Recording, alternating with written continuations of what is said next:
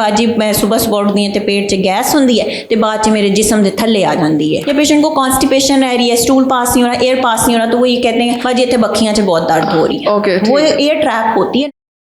Doctor साहब, patients आपके पास अगर आए और कहें जी हमारा पेट बहुत ज़्यादा फूला हुआ है, गैस प्रॉब्लम्स हो रही है, फूले हुए पेट की वजह क्या होती है? देखिए, अगर तो आप बहुत ही पतले हैं और आप ये बात कहें चले तो फिर मैं सोच सकती हूँ इस बारे में। अच्छा। लेकिन अगर आप मोटे हैं और फिर ये कहें कि मेरा पेट फूला है, हाँ, उसमें आपका वेट भी होता है और फूले का यही प्रॉब्लम होता है कि आपकी गट हेल्थ बेहतर नहीं होती। ठीक है, कुछ बैक्टीरियाज होते हैं जिसमें आपने बहुत सुना होगा एच पाइलोराई है, उसके साथ भी स्टमक के सिम्टम्स आना शुरू हो जाते हैं, तेजाबियत रहती है, पेट का फुला हुआ है, वो पेट का गोड़ा निकलता है, सर में जाता है, ये भी मरीज कहते हैं। तो ये प्रॉब्लम आ रहे होते हैं। वो बैक्टीरिया रिलेटेड भी हो सकते हैं, आपकी डाइट रिलेटेड भी हो सकते हैं, ठीक है, या वो आपकी अनहाइजीनिक डाइट भी हो सकती है। ठीक है, आप घर का ही रहे हैं लेकिन घर का खाना भी साफ नहीं है, या पानी पी रहे हैं, पेशेंट से आप पूछ रहे हैं पानी कहाँ से लेते हैं, फिल्टर से लेते हैं। फिल्टर किसने साफ किया? जो पब्लिक फिल्टर्स होते हैं आपको तो नहीं पता कि वो कब कब साफ हो रहे हैं। घर का फिल्टर है, चले हम मान लेते हैं कि भाई सफाई हो, तो वो यही चीज़ें होती हैं जो ऑटोमेटिकली घूम फिर के आपको या तो कब्ज़ कर रही हैं, या पेट का फुलाव कर रही हैं, या पेट में गैस कर रही हैं, या फिर वो अक्सर मरीज ये भी कहते हैं बाजी मैं सुबह सुबह उठदी हां ते पेट च गैस हुंदी है ते बाद च मेरे जिस्म दे थल्ले आ जांदी है। हाँ, दिल दे थल्ले आ जांदी है। देखो बाजी, आ देखो हुण ते सोज उतर गई है। हाँ, हुण ते गैस उतर गई है पहले, लेकिन बाजी सवेरे सीगी। मैं फिर आगे से ये कहती हूँ सुबह सुबह तो नहीं, मैं तुम्हारे घर तो रहती नहीं हूँ कि जो देख लो। तो वो प्रॉब्लम वही आ रही होती। आप बहुत ज़्यादा स्पाइसेस ले रहे हैं, इरिटेट कर रही है स्पाइसेस आपकी गट को।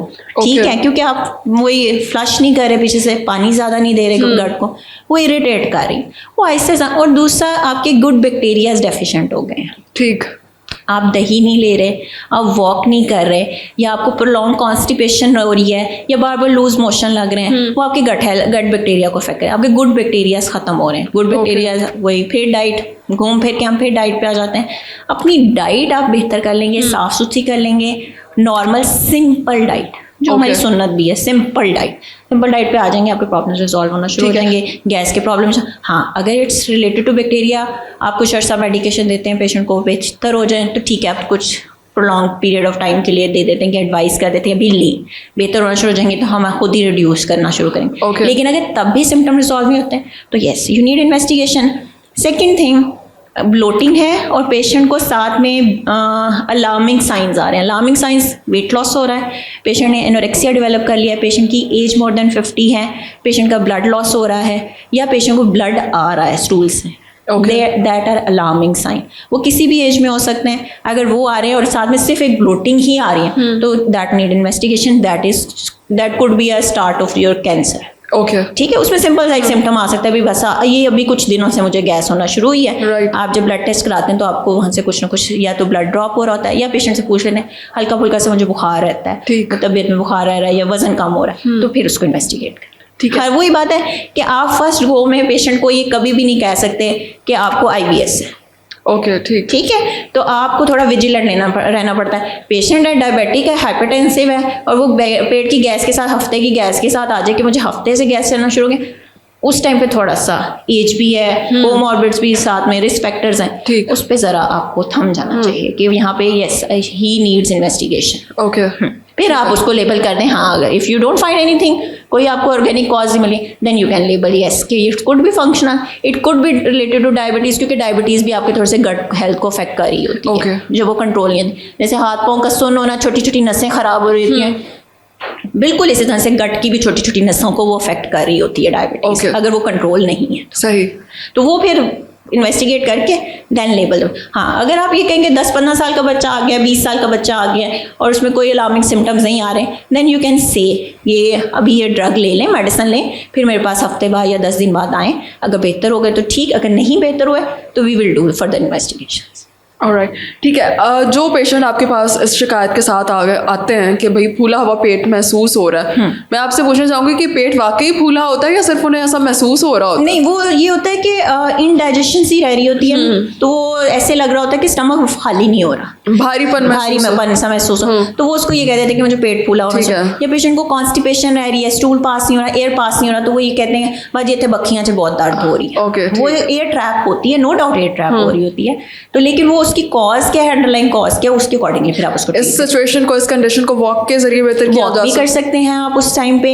आप उस टाइम पे अपनी डाइट को बिल्कुल सिंपल पे ले आएं, वाटर इनटेक अपना ज़्यादा करें और एक्सरसाइज करें। ठीक है, ठीक है, उससे बेहतर होना शुरू हो जाएगा। ठीक है, एक तो डाइट के हवाले से आपने बात कर दी। दूसरा मैं आपसे पूछना चाह रही हूँ कि इस तरह की कंडीशन में डाइट की रूटीन कितना मैटर करती है, कि आप कितने वक्फे के बाद दूसरा मील ले रहे हैं, कब पहला मील ले रहे हैं? देखिए, आपकी जो स्टमक से फूड मोबिलाइज होती है ना नेक्स्ट आगे आपकी स्मॉल गट में, वो ऑलमोस्ट हाफ आवर 1 आवर ले सकती है। अगर आप डायबिटिक हैं तो थोड़ा ज़्यादा टाइम ले लेगी, लेकिन उसको टाइम दें। ये नहीं है कि और हाँ वही सुन्नत है, थोड़ा खाएं, भूख रख कर खाएं।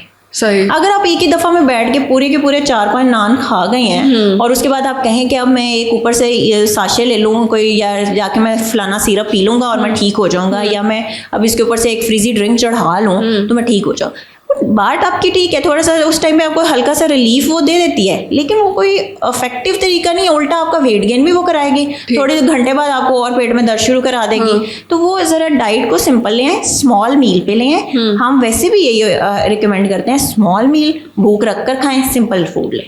ठीक है। आपने अगर नाश्ता सुबह 8 बजे, ये भी नहीं करना कि बाद लोग ये करते हैं दोपहर को 1 बजे सो के उठे तो 1 बजे नाश्ता करें। नहीं, आपकी बॉडी को उस टाइम पे एक्टिविटी चाहिए होती है सुबह अर्ली मॉर्निंग, कि आप उठें, आपके हार्मोन्स थोड़े एक्टिव हों, बॉडी आपकी एक्टिव हो, और उस टाइम पे आप नाश्ता करें। और आपका नाश्ता सबसे अच्छा होना चाहिए। हमारा नाश्ता सबसे बुरा होता है। एग्जैक्टली। हाँ, हमारा खाना और रात का खाना बहुत ज़्यादा है, हमारा नाश्ता सबसे बुरा होता है। हालांकि जब आप नाश्ते में खाते हैं, आप डेली कुछ ना कुछ कर रहे हैं एक्टिविटी शाम तक, राइट। ठीक है, आप कर रहे हैं, वो उसमें यूज़ हो रही है, यूटिलाइज हो रही है, आपकी एनर्जी मिल रही है, आपको सोर्स यूज़ हो रहा है, डाइजेस्ट हो रही है। लेकिन जब आप रात को खाते हैं और फिर रात को भी 10-11 बजे खाते हैं, खाकर आकर घर जाके सो जाते हैं, वो फिर वो गट तो आपकी नहीं सोई ना, गट को रेस्ट नहीं मिला, वो खा रही है, वो काम कर रही है। ठीक है, तो गट को रेस्ट दें थोड़ा। ठीक है। अच्छा डॉक्टर साहब, हमारे यहाँ पर काफ़ी लोगों का ये ख्याल भी है कि जितना मर्जी खा लो, उसके बाद जी हम एक सॉफ्ट ड्रिंक या कोई फिजी ड्रिंक पी लेंगे तो हमारा हाजमा जो है ना बिल्कुल सेट हो जाएगा। ठीक है, आपका हाजमा सेट हो जाएगा, लेकिन उसके बाद जो आपका फैटी लिवर डेवलप होगा या आपके कार्डियक इवेंट्स के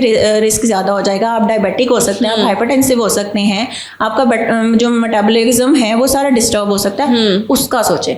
ये पाकिस्तानी वाली सोच है कि शॉर्ट टर्म आप फ़ायदा देख लो, लॉन्ग टर्म में जब आएगा तो देखा जाएगा। ठीक है, अपनी सोच को, अगर आप एक हेल्दी लाइफस्टाइल गुजारना चाहते हैं कि आपकी एज पे ठीक है, ज़िंदगी मौत अल्लाह ताला के हाथ में, लेकिन आपकी जो जितनी ज़िंदगी लिखी गई है वो आपकी सुख से गुजरे, तो आपने शॉर्ट टर्म नहीं बातें करनी, आपने लॉन्ग टर्म करनी। लोग कह देते हैं ना, जेडी रात कबर च आनी है तो आनी। मसला वो नहीं है, मसला ये है कि जो ज़मीन पे रात आ रही है वो कितनी सुकून की आ रही है। जितनी देर आप जिंदा हैं वो आपकी ये तो नहीं है कि आप मतलब मिजरी में, तकलीफ में जितनी ज़िंदगी आप गुजारे, सेहत 1000 नेमत है। बचपन में इसको उर्दू की किताबों में पढ़ते थे, वो यही बात, ज़िंदगी जो आपकी सेहत है वो 1000 नेमत है। जिंदगी आपकी अच्छी गुजरनी चाहिए। ये नहीं है कि सुबह में भी आप मैदे का कैप्सूल खा रहे हैं, शाम में भी आप मैदे का कैप्सूल खा रहे हैं, फिर दरमियान में 2 फक्कियां भी खा रहे हैं और आप कहेंगे मैं तो बड़ा खुश हूँ अपनी जिंदगी से। ओके, बहुत शुक्रिया।